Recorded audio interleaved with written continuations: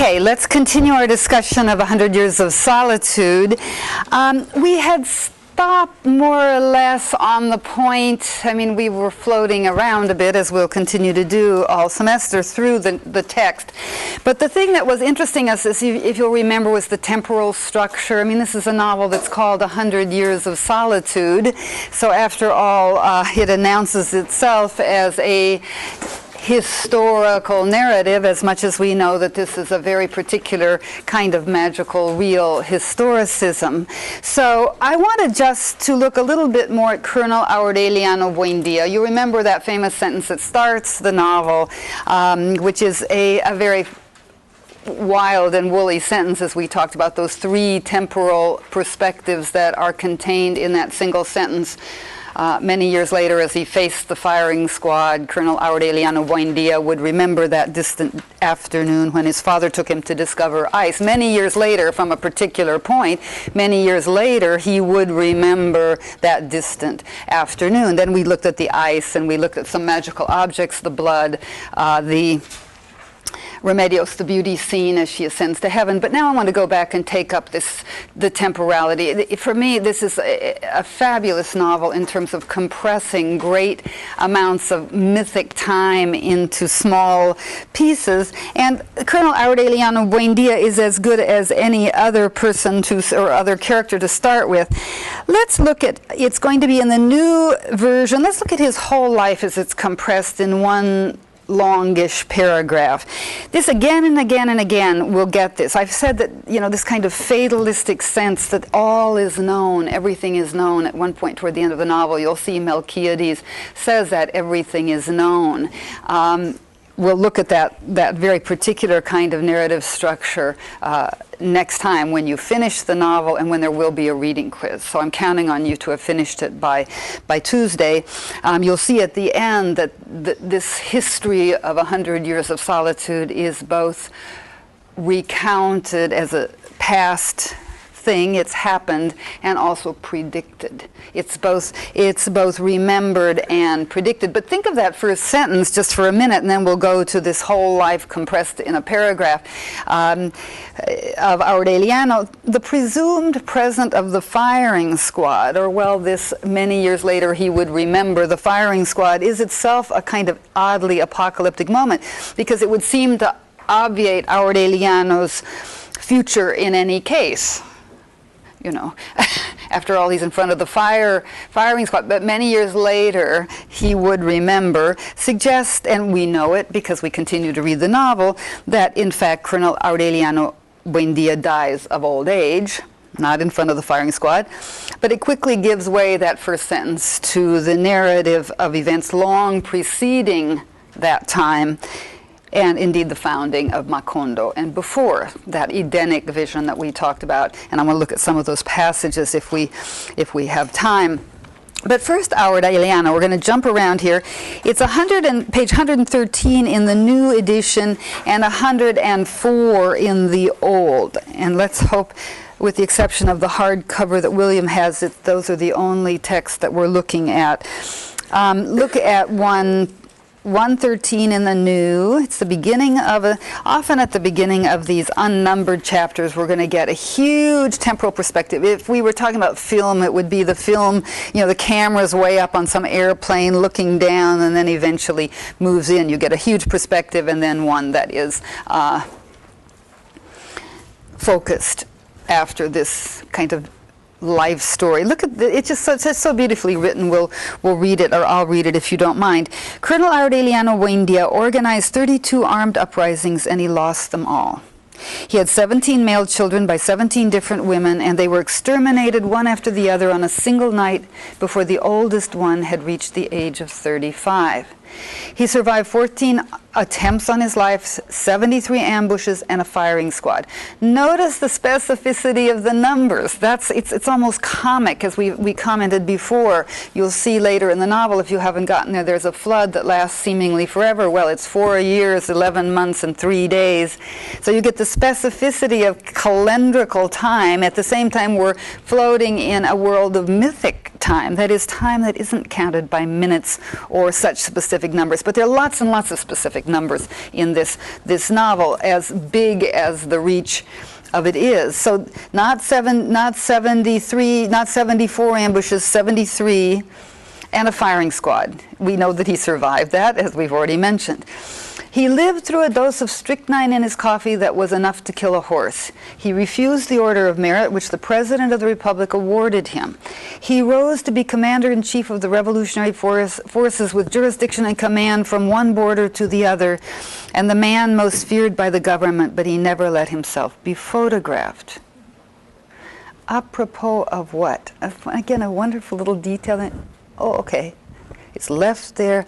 I'm going to talk about a chicken when we get to Isabel Allende. This is something that magical realism likes to do. There's this moment, which is a rather crucial moment, where someone is finding out something, and there's a person serving the table with a chicken, and the person serving the table is shocked to hear this news. In fact, he's part of the problem, and so he jumps with the platter of chicken. The chicken rolls under the table, and the chicken is never heard from again. In a realistic novel, you'd have to pick it up and wash it off, or go out to dinner, or something. So this, he never let himself be photographed. This is possibly the only reference that I can think of to photography. I mean, what is it?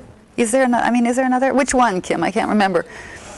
Well, first, after he surrenders, then the dude tries to take his picture and he tears up the thing, and then at the end also he goes to the house and destroys all the pictures, and he tries to destroy the one of his wife, Remedios, yes, the beauty. Okay, thank you. So I'm called up short. You're absolutely right. There are others. But here it seems so, we're hearing about the great events, and then suddenly, and he never let himself be photographed. Well, how many times did he brush his teeth a day? It's just an odd selection of a detail in all of these details. He declined the lifetime pension offered him after the war, and until old age he made his living from the little goldfishes that he manufactured in his workshop in Macondo. Although he always fought at the head of his men, the only wound that he received was the one he gave himself after resigning the Treaty of Neerlandia, which put an end to almost 20 years of civil war. He shot himself in the chest with a pistol and a bullet, and the bullet came out through the back without damaging any vital organ. The only thing left of all of that was a street that bore his name in Macondo. And yet, as he declared a few years later, before he died of old age, he had not expected any of that on the dawn he left with his 21 men to join the forces of General Victorio Medina. So that last sentence brings us back again now into the past, into that specific moment. So we have this panoramic view of an entire life of which only a street sign remains. Okay, what does that do for us? I'm going to give you one more example of that. Does anybody remember Memé Buendía? We get the same thing with her, if I can find the proper page number. Again, an entire life that's condensed into a panoramic shot, if you want. Let's just skip to Memé Buendía, and then we're going to try to figure out why he's handling time this way, and whether it's satisfying. It's certainly not your usual temporal structure of realism, and indeed of magical realism, where there's still more of a linear plot than you would expect. Or we expect more of a linear plot. There's constant jumping back and forth into, many years later he would remember, and so forth. So look at Memé Buendía. She's on 319 in the new, and 275 in the old.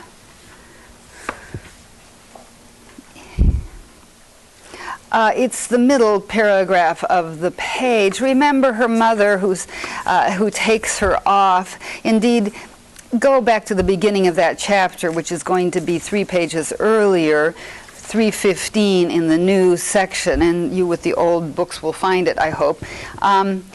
Again, this structure. The events that would deal Macondo its fatal blow were just showing themselves when they brought Memé Buendía's son home. So we won't linger here, because I want to go ahead to Memé, because we've already skipped back to this business of removing her from the town, her really one of the few sort of standard, or let's say, doctrinaire Catholics in the novel is Fernanda, and she sees to it that Memé is removed from the town because she's pregnant. So look at this paragraph, the middle of page 319. She says, "Come on, Renata," her official name. "Memé took her hand and let herself be led.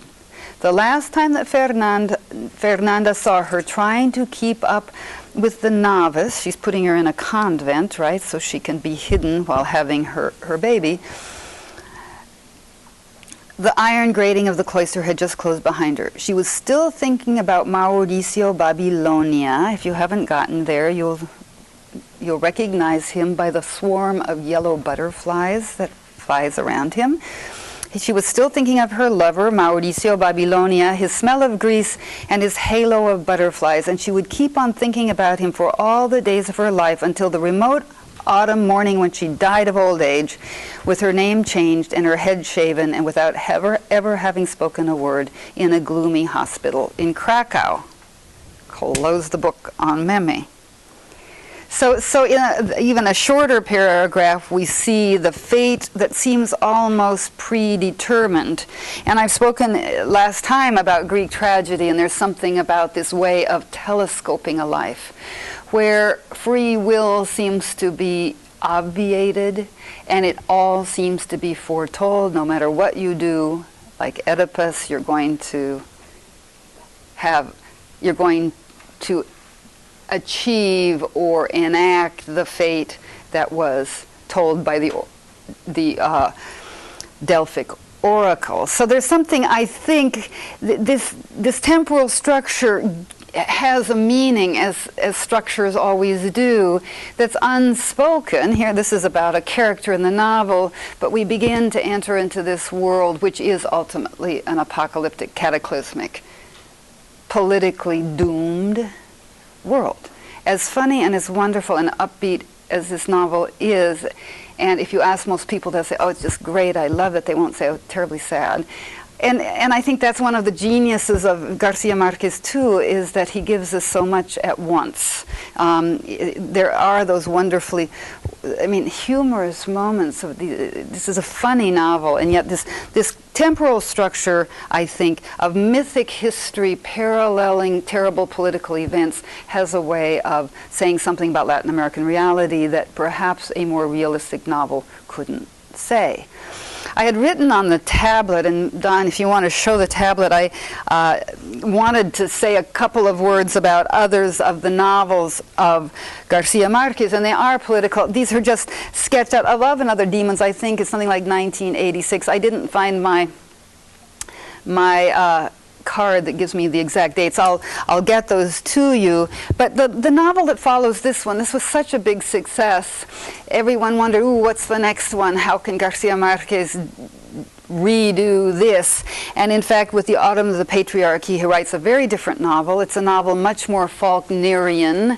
It's chapters without periods or paragraphs. So it's language that falls over the printed page and falls about a patriarch, a dictator, who is a kind of stereotype of evil. Again, not a character that has a psychological inner life, but nonetheless very political, and more political in a sense than this. In the end, that town is liberated from the patriarch, who the town keeps hoping he'll die, and then he doesn't, or it seems he's died, but it's only a double that's been shot, and he revivifies each time that the town hopes he's finally gone forever.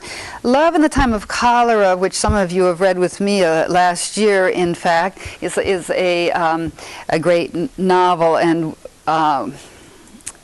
then less political, more about his parents' romance. Of Love and Other Demons, back to the political context. So the relation between magical realism and political message, let's say, in Garcia Marquez is a complicated one. Anyway, I just say that, here's this is a paragraph we just read about Memé Buendia's dying in a convent, her head shaven, in Krakow. Again, one of those details that you say, why Krakow? And what's that got to do with it? But anyway, long story short, there's something about the compressed life that leads to the fatalism that ultimately this novel, I think, ends with. You haven't gotten there, but you'll decide whether that's the case. Okay, now just let's do a couple more of these passages, and then I want to ask you where you want to head and what ideas you'd like us to pursue. But look, let's go back to Aureliano Buendía, this rather important figure. The intellectual, the man who fights all these wars, who ends his days melting down little goldfish and recasting them and melting them down and recasting them. This kind of terrible circular motion which so many of the characters seem to participate in, this solitary act of meaningless repetition, and yet we find him such an attractive character. Look, will you, at, let's see now. It's the new version, the new volume is page 284, the bottom paragraph, and the old is page 248, a quarter of the way down the page. So let's go there. Here, this isn't his death, but it's another of the moments where we see a kind of determinism or fatalism operating in the life of the character. Look at what a rain, Ursula says, October, he said. You see where I am? Bottom of 284. When he said it, he did not raise his eyes from the first little fish of the day, because he was putting in the rubies for the eyes. Only when he finished it and put it with the others in the pail did he begin to drink the soup. Then very slowly he ate the piece of meat roasted with onions, the white rice, the slices of fried bananas, all on the same plate together. His appetite did not change under either the best or the harshest of circumstances. After lunch he felt the drowsiness of inactivity. Because of a kind of scientific superstition, he never worked or read or bathed or made love until 2 hours of digestion had gone by, and it was such a deep-rooted belief that several times he held up military operations so as not to submit the troops to the risks of indigestion. One of those great lines. So he lay down in the hammock, removing the wax from his ears with a penknife, and in a few minutes he was asleep. He dreamed that he was going into an empty house. All of the characters have memories of, or have moments where they approach death where memory fails them. This discontinuity at the time, that insomnia plague is the beginning of a long history of insomnia plagues, or memories of death that speak of disrupted time, anyway, keep going. He dreamed that he was going into an empty house with white walls and that he was upset by the burden of being the first human being to enter it. In the dream, he remembered that he had dreamed the same thing the night before and on many nights over the past years, and he knew that the image would be erased from his memory when he awakened, because that recurrent dream had the quality of not being remembered except within the dream itself. A moment later, indeed, when the barber knocked on the workshop door, Colonel Aureliano Buendía awoke with the impression that he had fallen asleep involuntarily for a few seconds and he had not had time to dream anything. So this dream that he has, there are lots of dreams in this novel, and they're taken as auguries of one sort or another, but even within this dream he knows that the dream won't help him, won't provide him with a memory that's useful. He dreamed that he was going into an empty house with white walls and that he was upset by the burden of being the first human being to enter it. In the dream, he remembered that he had dreamed them. This is so Garcia Marquez. If there were 2 or 3 sentences like this and you had to say who you thought wrote them, you'd say Garcia Marquez. This dream within the dream, where memory is an issue, and where, again, it's this kind of futility of memory itself, another sort of insomnia plague. And then go, will you, to one more related scene, because these images get taken up again and again. In the old volume, old publication, it's 1 123, and in the new it's 137. See how we have to skip around to get these characters' trajectories. Novel is not linear. If anything, it's circular, cyclical, and we're going to look at some of those images. Middle of page 137, and let's see, on 123, it's this short paragraph that puts some hot stones on those sores. Do you see it? Middle of page 137. She turned halfway around and left the room. Colonel Aureliano Buendía remained standing thoughtful until the door closed. Then he lay down again with his arms open. Since the beginning of adolescence, when he had begun to be aware of his premonitions, that is, that foresight. Premonition is a bit the opposite of memory, isn't it? These characters are torn between the past and the future, and they occupy the present so uneasily. Colonel Aureliano Buendía remained standing thoughtful until the door closed. Then he lay down again with his arms open. Since the beginning of adolescence, when he had begun to be aware of his premonitions, he thought that death would be announced with a definite, unequivocal, irrevocable signal. But there were only a few hours left before he would die, and the signal had not come. I mean, we were just talking about his little gold fish way back here, you see, but now we're hearing here about his death. On a certain occasion, a very beautiful woman had come to him in the camp at Tucurinca and asked the sentry's permission to see him. They let her through because they were aware of the fanaticism of some mothers who sent their daughters to the bedrooms of the most famous warriors according to what they said to improve the breed. That night, Colonel Aureliano Buendía was finishing the poem about the man who was lost in the rain when the girl came into his room. He turned his back to her to put the sheet of paper into the locked drawer where he kept the poetry, and then he sensed it. He grasped the pistol in the drawer without turning his head. "Please don't shoot," he said.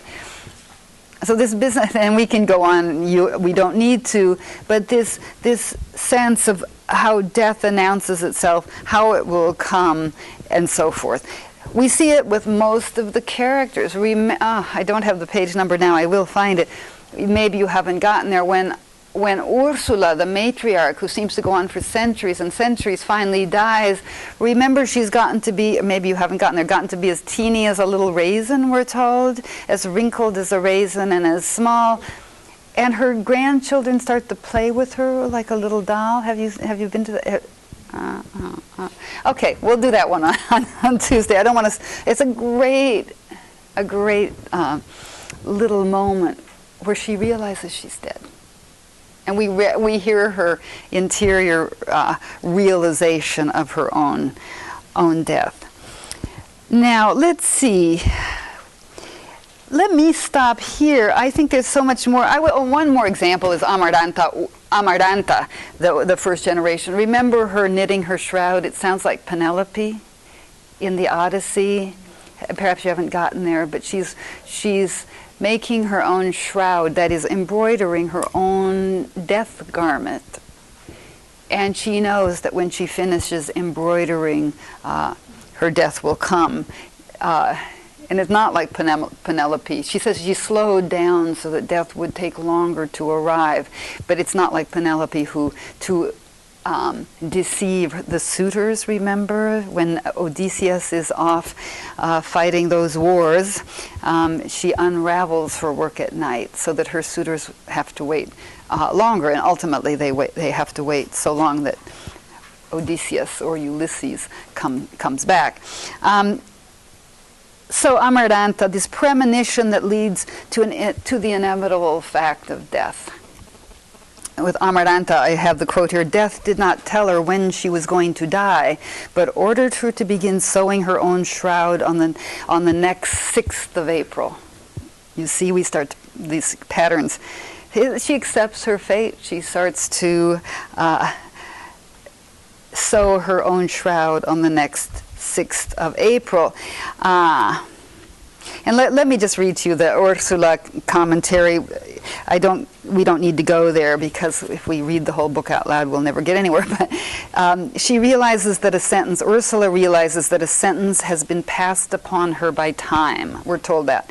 Quote, she thought that previously, when God did not make the same traps out of the months and years that the Turks used when they measured a yard of percale, things were different. But then she says the world is slowly coming to an end. As you'll get on, you'll see after the rain, the whole town is waiting for the rain to clear in order to die. They fold their arms and wait for the end.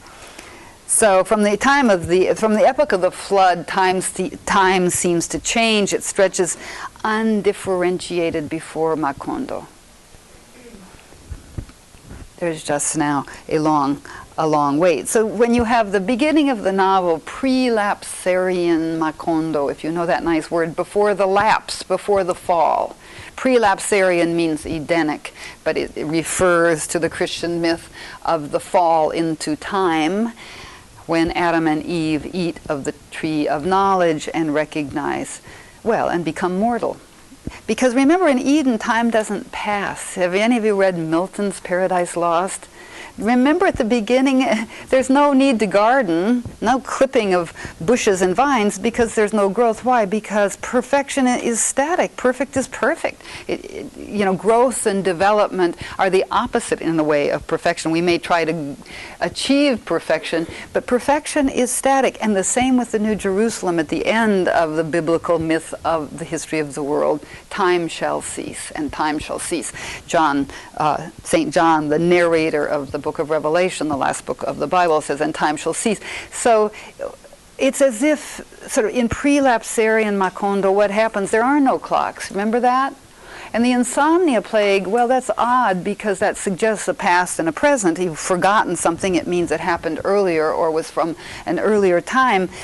But the fact of the matter is, there's a moment when we're told that the perpetual motion machine stops working and clocks are wound. So that time invades, and also no one has died, remember, in Macondo, until Prudencio Aguilar, the ghost of that man who was killed by Jose Arcadio, comes into town. So there is a whole thematics of time, and I'm going to wait till you get to the end, till we look at this apocalyptic ending, where there are such lines, one of my favorites, as the history of the Buendias seemed like a wheel that was spinning forever except for the wearing of the axle. That is, it went round and round and round for a while, but it's generations that repeat themselves, but eventually end. And so I'll let you get to the end in case you haven't yet, before we analyze that part of the novel in depth. But now I want to ask you a few questions. What is interesting here to you? Where do you want to go? What passages are worth pointing out to the rest of us? Let me hear a bit from you all. Or impressions about the novel in general. I mean, I take it you're enjoying it, or how many of you have read it before? Yeah, and are you all reading it again through the class? Sort of, yeah. Like Kim, what are you finding the second time through that is noteworthy? Well, the first time I was so impressed by the language, basically, just his ability to paint with everything he says. Yeah, and speak up, Kim, so we can hear you, and so our future generations can hear you. Sorry, start again. You're impressed by the language. Yeah, the first time I was just, that was probably what I was most impressed by, was the language. And then now as I'm reading it again,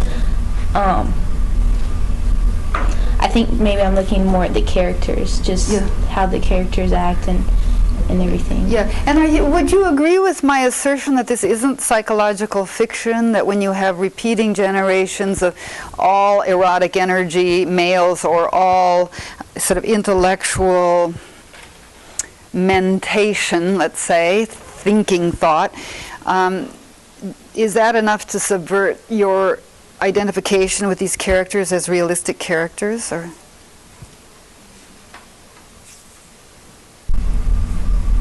I don't know. I mean, I think it's a little bit psychological. I mean, just I'm thinking of the title of the solitude, and there's a lot of references to that. But yeah, you're right. It's everything repeats. So again, it's like it's not unique to just one person or anything. It's whole.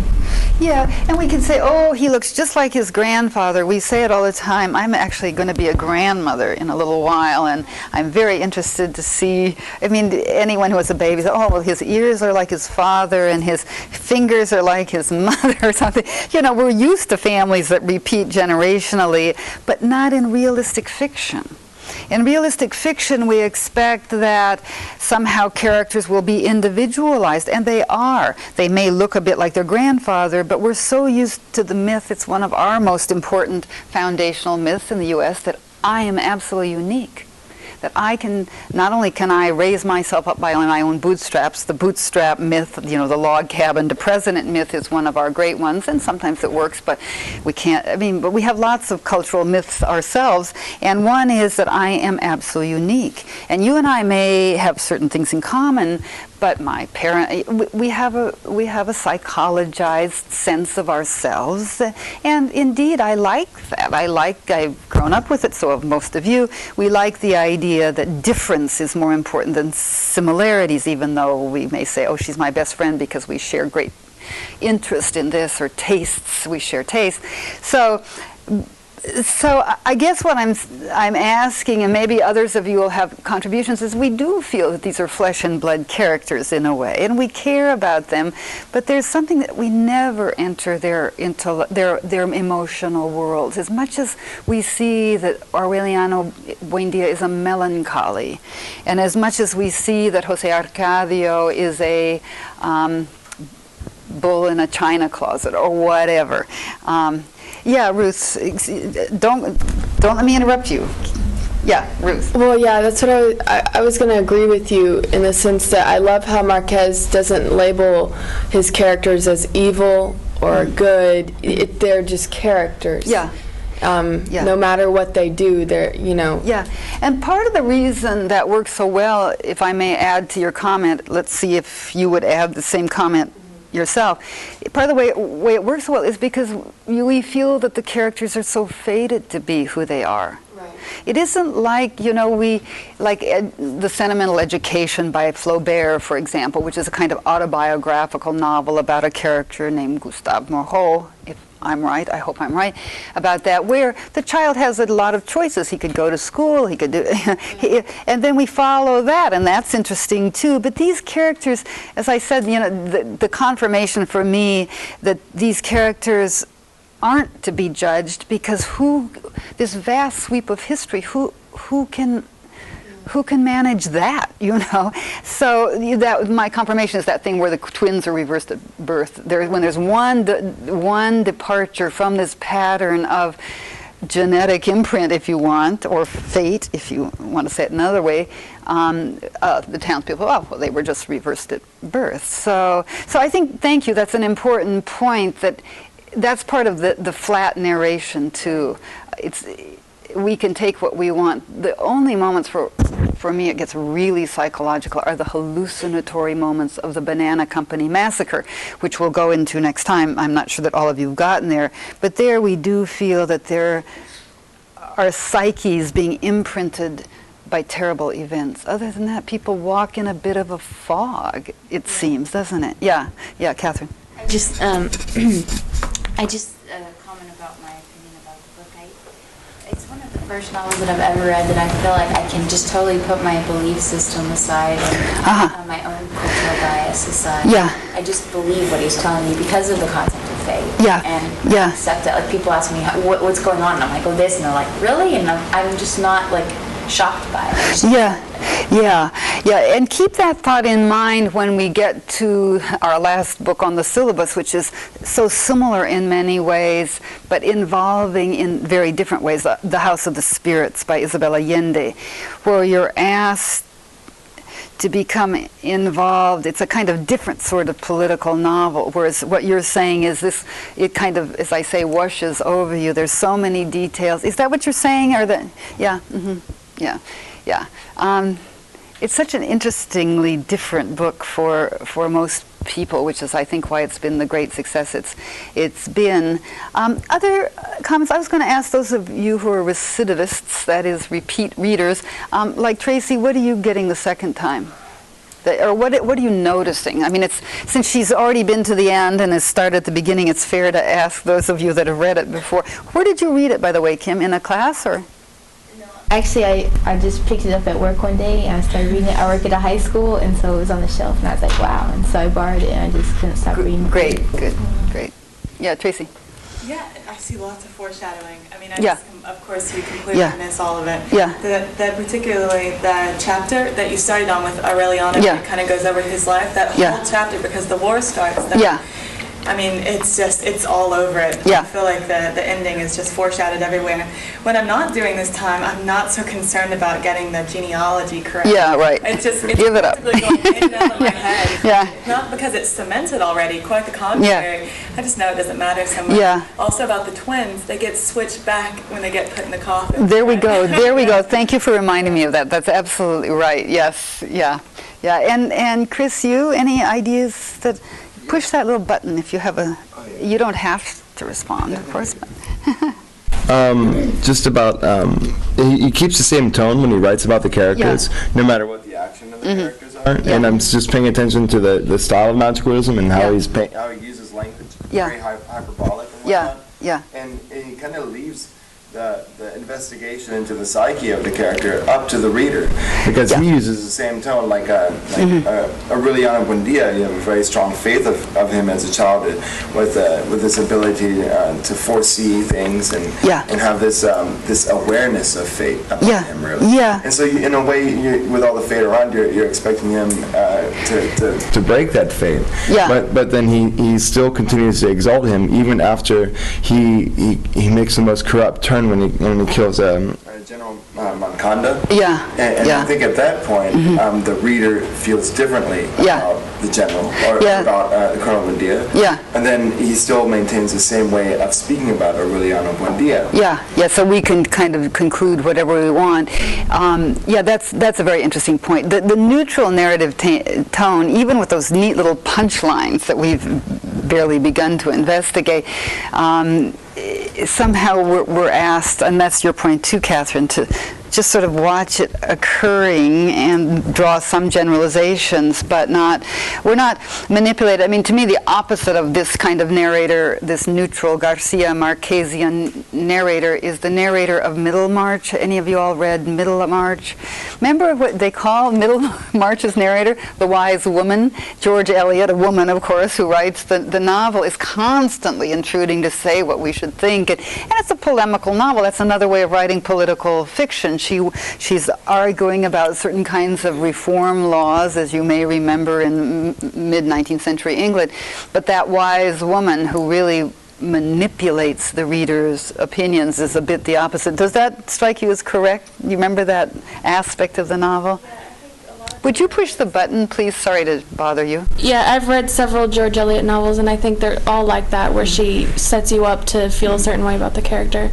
And this is completely different, where you don't know how you're supposed to feel about them because they do these things, but there's no condemnation towards them. Yeah, because they have to. It's just the way life is. History is impelling them, it seems. Doesn't it? You know, it's pretty common, I think, even in non-magical realist fiction in Latin America, contemporary, to have this sense that the sweep of history is taking you along. It's, again, a bit the opposite of our sense that I'm in charge of my fate, and if I go to school and I work hard, I can have whatever I want. You know, Latin American history hasn't been quite as fortunate, let's say, in terms of individual options. I don't want to compare negatively, but political dictatorship, it's harder to be yourself in, and there's been a lot of that, as you are seeing, I trust, in the exhibition at the the Museum of Fine Arts. Yeah, Ruth. Would you say that a Latin American Latin literature focuses more on a community rather than an individual? Yeah. Yes, I would definitely say that. I teach another course right after this one, and in fact Tracy and Chris were in that last year, called Latin American History Through the Novel. And so many of the novelists are concerned to recount the historical context. We aren't talking about it very much in here. Maybe someone will want to do a web project on exactly how this reflects, this novel, Colombian history. The concern is not with a particular person. It's certainly not with psychologized relationships so much as it is with Macondo. And what's Macondo? It's Colombia. And it's Colombia over since the beginning of the 20th century, when there was something called the Thousand-Day War, where there was terrible violence. I actually know Colombia rather well, because when I graduated from college, I'll tell you a war story. In 1966, a long time ago, I got married, and my husband said, let's go into the Peace Corps. And the Peace Corps at that time was taking BA generalists like crazy, and we were both BA generalists. I had my degree in English as an undergraduate, my husband in political science, meaning we knew nothing about anything in particular. And we were sent to a village in Colombia. And I think I mentioned to you that that's where I first discovered Garcia Marquez, when we were there from 1967 to 69. And the reason that a lot of volunteers, Peace Corps volunteers, were allowed to go to Colombia at that time was there was a moment of peace. And it was practically the only moment of peace in the 20th century. Terrible thing, terrible history of violence in Colombia. There was this thing called la violencia, the violence, which started in 1949, this terrible wave of civil war, because a presidential candidate was killed. His name was Jorge Eliezer Gaitan, and he was killed. And if you read Garcia Marquez's autobiography, which I super encourage, he tells about being in Bogota, the capital of Colombia, on that day, 3 blocks from where an assassin did in Gaitan, Jorge Eliezer Gaitan, who was coming, he was a liberal choice. The story that he tells of running these 3 blocks and seeing this, and then someone is taken away and actually beaten to death by the crowd because it's thought that he's the murderer. Later, Garcia Marquez gives us another tiny idea. But that unleashed 20 years of basically liberals killing conservatives. We see that in this novel. What does he say in this novel about liberals and conservatives? The big difference between the liberals and the conservatives is that the liberals go to Mass at 10 and the conservatives go to Mass at 12. In other words, that they're against each other. They wouldn't be seen together, but their belief systems aren't so different. So about when the Peace Corps was invented by Kennedy in about 1962-3, Colombia was getting over this wave of civil war, of killing, and so a lot of Peace Corps volunteers were sent there. We had a marvelous time in this little old town called Quimbaya. I loved it. I'd never really known Latin America before. But everywhere there were the remnants of this terrible violence. We had horses. There was a dirt road. We'd go out in the countryside, and when we were with Colombians, as we always were, with people from our village, we were out seeing to this or that. I mean, I mainly worked with women and children. Men had no interest in my opinions, so I learned that quickly. I let my husband work with the men, and I worked with the women and children. And we'd go by a house, and they'd say, 2 or 3 years ago or 5 years ago, 12 people were killed in that house. And I'd say, no, how is that? That could be, la violencia. It's a bit like this book. Who's to explain it? Who knows? Where are the authorities? The drug thing had not begun in Colombia in the late 60s, but by about 75 to 80, then Colombia fell apart again. I feel very bad saying that. Colombians are wonderful, and Colombia is a fabulous country and beautiful country. And if you read Garcia Marquez's, I actually reviewed that book in the Chronicle when it came out in Spanish. The Chronicle, Houston Chronicle, good for them, are publishing at times reviews of Spanish language books. And what I said is the protagonist of that book, this is a very long answer to your short question, the protagonist of that book is Colombia. It's not Garcia Marquez, because Garcia Marquez is telling you all the time about how it was in Aracataca, the name of the town that becomes Macondo. He explains how that happens. But then the political, and a lot of people put the book down about midway through, because unless you're interested in the specificities of Colombian politics and people like Gaitán and another very important liberation theology priest named Camilo Torres, whom he also happened to know. I mean, this was he got from the Colombian coast to the Altiplano, well, to 8,000, I think it's 8,000 feet, 7,000 feet. Bogota is in the Andes by riverboat. I mean, and this is 1948, let's say. It's still a country that's not communicated by roads, because there are 3 huge Andean chains that run down the side, really, of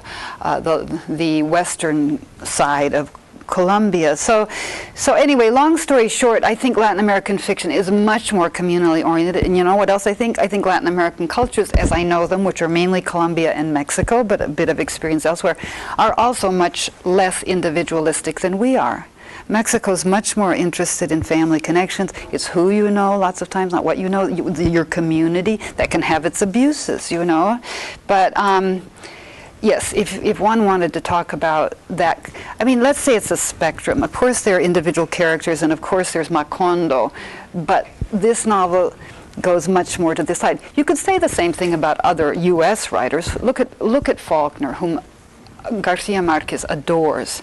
When he took the Nobel Prize in 1982, he ends his Nobel Prize speech saying, my teacher, as my teacher once said, William Faulkner, he said, man will endure, I also, da-da-da. I mean, he cites his teacher, mi maestro.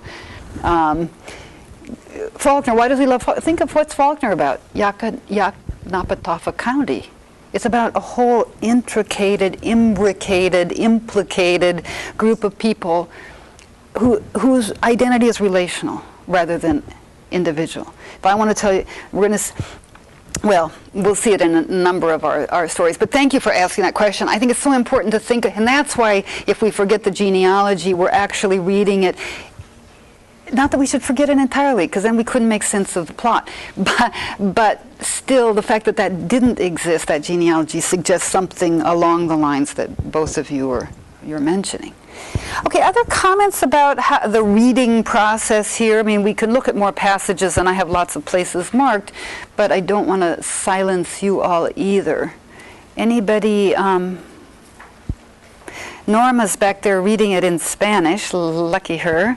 Norma, do you want to push their little button? Is there any comment you want to make about that experience? Well, I find I thought it was going to be easier to read in Spanish, but it's difficult for me.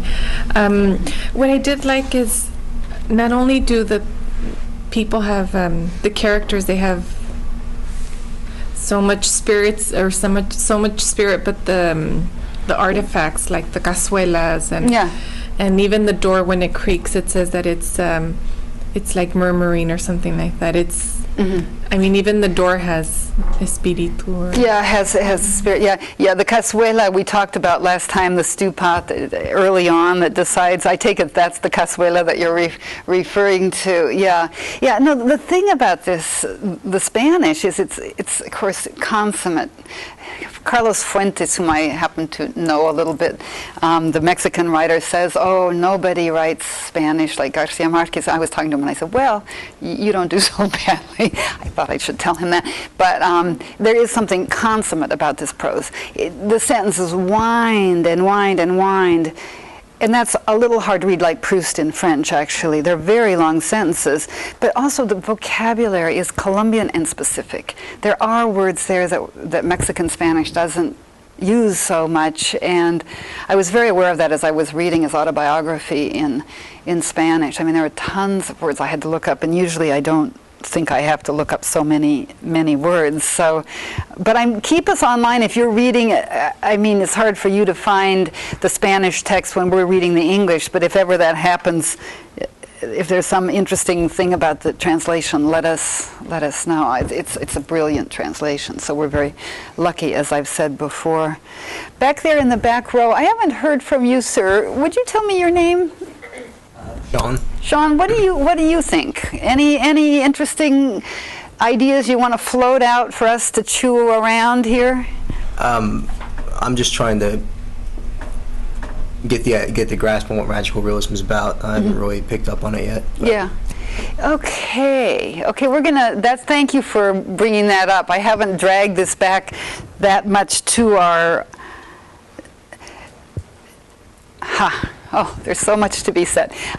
I'm going to just leave that floating, if that's okay, and we're going to come back to it. But I was just looking at some of my note cards on this subject, all of those gypsy inventions at the beginning that get played with, and what's more magical, the flying carpet or Macondo and all of that. There's a kind of play, yeah. What's the difference between magical realism and fantasy? Oh, thank you for asking that question, Sean. That's a very good one. I suppose we should think of an example of fantasy, so we'd have a particular one in mind. What would be for you an example of fantasy? Like Tolkien. Okay, yeah, I haven't read Tolkien nor have I seen the movies. I do intend to, but I have an idea. Okay, what is that world? Does that world, the Tolkien world, ever ask you to wonder about the relationship of your world to that world? Or wonder about how these things can happen? I guess Harry Potter would be another example. Would you say that's analogous to Tolkien, and that you enter into a world where the rules are different from our world, but they're coherent within the world that you've entered? Yeah, I would say that for Tolkien. I've never read Harry Potter. So. Okay, and even science fiction, we could say, let's say Star Trek. Yeah, I haven't read Harry Potter, and I've barely seen. I know, and here I love magical realism. I can't read everything, Anne. I mean to read him because I think it's fabulous when you can get an audience as large as she's gotten, where adults love it and children love it. Wow. Short answer, okay, so we've got a couple of, let's say, I think science fiction and fantasy are more alike than magical realism, because magical realism pretends to be realistic. But then things happen, Sean, that don't happen in a realistic novel, and mainly don't happen in our own lives. That is, let's think of the blood that winds its way around the carpet and so forth. When you enter the world of fantasy or science fiction, there is no ontological disruption, because you just say, oh, this is another world. And it has different rules, operating rules, but there's not that notion that two things are going on at once that are irreconcilable, magic and realism. So when you read Harry Potter, nobody says, how can Harry Potter have done that? And you say, well, maybe that's magical real, because nobody says, how can Remedios the beauty go to heaven with her sheets? But I guess what I'm saying is that my distinction between science fiction and fantasy, where weird things happen, is that they don't seem weird because there's no disjunction within the text between worlds. It's just a single coherent world. Rules different from our own, but that's why we call it fantasy instead of realism. So magical realism is wanting it both ways. It's wanting to say something about political, human, historical relations. At the same time, it's saying those things that we've understood as political, human, historical relations are too limited. Things happen that we can't understand, or things happen like this blood finding its way around that isn't what would happen in a realistic novel. So partly magical realism is playing against the tradition of the realistic novel, but the realistic novel is giving us a version of reality that most Western readers feel they live. So when you read Middlemarch, there's not one thing ever in Middlemarch that makes me say, what kind of reality is this? There's not one ontological disruption. It's just the world described that I recognize. You know, I may not like the characters. I may not even have finished the novel. I read that in a graduate course, I remember, where I was reading so many pages, and in the end I felt like I got it. Now, I know that's a terrible thing to say about Middlemarch. Some people swear by Middlemarch, but anyway. Was somebody going to say something? Sean, again? No. This is kind of babbling on, and I don't need to, but I'm glad you asked, because in my notes I try to make a distinction, and maybe we jumped over that distinction between fantasy and especially science fiction, where Star Trek, oh, Anne, it was your hand back there. Oh, good. Tell me. Along the same lines of his question, would you say that maybe something like this, for example, the blood winding its way through town, is like a milder form of maybe like not horror, because horror and science fiction and fantasy are a little different, but like where, you know, like vampires are common, you know, everyday accepted part of society, whereas opposed to the blood flows through the street. Does it seem milder? Well, see, it seems almost comic to me, that blood, you know, and then it finally arrives at Ursula, and she says, "Holy Mother of God," meaning my son has died. So it's. Yeah, horror plays. I'm thinking of The Sixth Sense, which I just think is a wonderful novel. Have you seen The Sixth Sense? If you haven't, to me that is a magical realist novel, because it's absolutely realistic. At the end you understand that something was operating there that was so much larger than our category of, as I say, if there's ever a ghost around, pay attention, it may be magical realism, because we don't ordinarily admit ghosts into realistic fiction. If we do, we call them ghost stories. We have a whole separate. And horror, too, plays on those radical, primal fears and impulses. To me, it's much more psychologized, much more psychological, but still, that's an interesting category to play with in all of this. Lump them together. Yeah. I'm starting to see some real. Yeah, right. And the other thing is understand that all of these categories, and especially magical realism, have been lately invented by literary critics such as me. So it doesn't need to be an airtight category. And in fact, we say that, if you remember in the introduction, we hope it's useful for thinking about a certain set of novels, usually post-colonial fiction, that is, fiction written in what were colonized spaces or colonized peoples. Think of Toni Morrison, think of Louise Erdrich, think of Leslie Silko. So you're on to something when you're kind of starting to pull, and Sean too, pull from other related genres to just hold them up and see how they dance together in a way. And that would be a great web project, by the way, to fiddle with some of these categories. That would be great fun. Yeah, Chris. Push. It was kind of sparked off a note about the horror and magical realism, and how you make objects majestic in order to transcribe horror, like the trees rattled in like Wuthering Heights, and upstairs it's always hitting the door and it's a ghost, it's a ghost. Yeah, that's right. And that same kind of idea, but then Tracy next to me said Stephen King right away, and I picked up on that and thought about it right away, and was American idea of magic is fear. Like, that is the American magic. That's what manipulates people here. Yeah, The Exorcist or whatever, and like Marquez, it's a political instrument that creates the magic, but in America, it's a fear that creates the magic, and the superstition, and the lack of communication, in which emotion has to fill a rational logic. Well, that's very, very interesting. We'll have to think of exception. Whenever, I don't know how your minds work, but when I hear an interesting generalization like that, I say, okay, what are the exceptions to that? Just to see if it's true. Because if you think of exceptions, lots of times that'll confirm the generalization. But it strikes me that you're onto something, because even The Sixth Sense, which I consider to be brilliant, it's not quite fear, but there are moments in that, as you'll remember, where you jump out of your skin. At least I did. So yeah, maybe there's something to that. So you're saying, therefore, that our magical realism tends toward horror, tends toward more the psychological shiver, or we haven't experienced the political upheaval to South America. Yeah, that's right. So it's a different kind of expression of what we consider to be unexplainable and magical. Yeah. And what form of manipulation are we under? Yeah, very nice. Yeah, that's a very good point. And that's a good way to say what I was trying to say earlier about when one compares, as inevitably as U.S. readers we will, our experience to what it seems to be the experience of Latin American writers as they write about political matters in a magical form, is that we haven't experienced the upheaval. That we just haven't. We got away with our independence much more easily than Latin American countries have gotten away with theirs. Some of which are still trying to become independent in the ways from oppressors, in the ways that we think we threw off, and I almost did, the British in 80 something. 1776 is the Declaration of Independence. I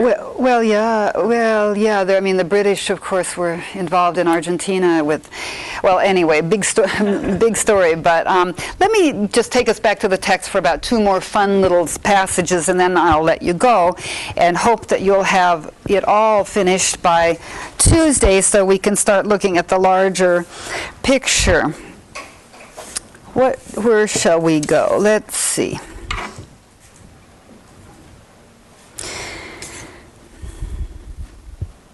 No, you know what? I'm going to let you go because I tend to start now looking at the structure as a whole. Will you look? Let me just note for you a few things to pay attention to. The foreshadowing that we've been talking about all along, that many years that becomes a few years later, a few months later, until the end when you realize that this is a story about history as well as the history of, that there's a meta level, there's a secondary level where we learn who's written this history, how he's written the history, so that we can be concerned not only about history but about the writing of history. This becomes a novel about how things are narrated.